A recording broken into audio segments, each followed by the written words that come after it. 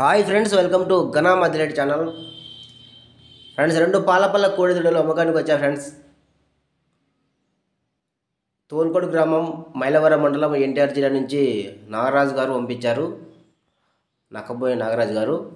So రెండు మంచి సైజుతో ఉన్న పాలపల్ల కోడిదూడలు ఫ్రెండ్స్. వీటికి ఆల్రెడీ టైర్ బిడ్డలు బాగా నేర్పిస్తున్నారు. సో చాలామంది అడుగుతుంటారు మంచి పాలపల్ల కోడలు కావాలని సైజుకి వచ్చేవి.